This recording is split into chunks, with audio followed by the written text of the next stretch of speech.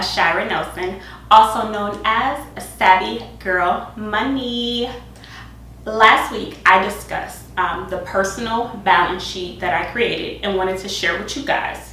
That video discussed assets, and now this week I want to talk about liabilities, which are all a part of your personal balance sheet. As I discussed, individuals have balance sheets, corporations, and also your government. Our government, we all have balance sheets.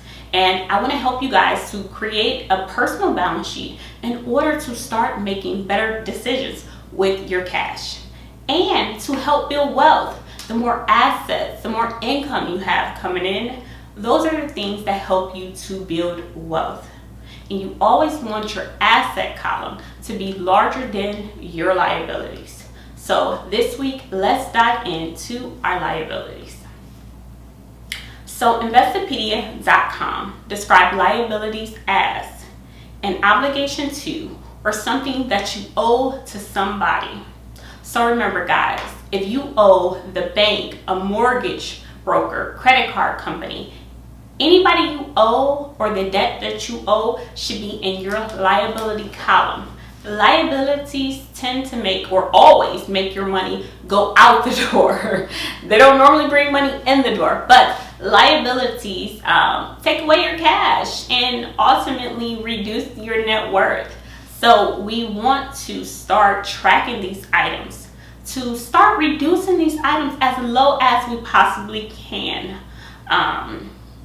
Here's a little backstory about me. I started SavvyGirlMoney.com in order to completely slay my student loan debt. I had $24,000 in student loan debt, which you'll see is a liability. I aggressively paid off this amount, which helped reduce my liability column and overall increase my net worth. But you'll understand that better as we describe the liability column. So let's go ahead and switch to our Savvy Girl Money personal balance sheet. So as you can see here, liabilities include but are not limited to credit cards. Any credit cards, you want to make sure you include that in your liability section. No matter if it is a credit card from a store, a major credit card company like I don't know, your bank, whatever it is, make sure you include all of your credit cards because Americans tend to have a lot of credit card or consumer debt.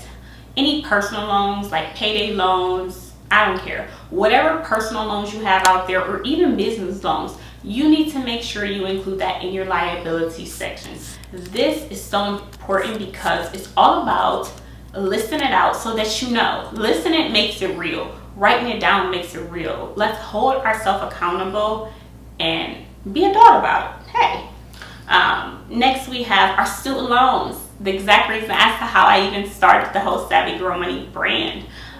Student loans, you want to list that. If you have one, you can list it as one large number, or you can kind of break it down. If you are tackling them into different, I see a lot of people talk about how, oh, I paid off my first student loan, or I'm attacking student loan number 2. I didn't personally do mine like that, but if that's how you want to do it, list out your different student loans and how you're actually attacking them. Vehicle. My largest debt left is my vehicle, so I want to make sure I include the liability amount here. Next is my personal residence. I know it's always a huge debate about if your residence or your home that you purchase, is that a liability or an asset? Personally, I included it in my asset column. And so I want to also include the debt or the mortgage that I have out on that asset. Next is my investment property. I have a rental property and hopefully I'll be purchasing more soon. I want to put that mortgage also here. Other liabilities can include, let's just say I kind of mentioned a little, if your business have a loan, if you have business credit cards, make sure you also include that. Or put that on not your personal balance sheet, but your business balance sheet.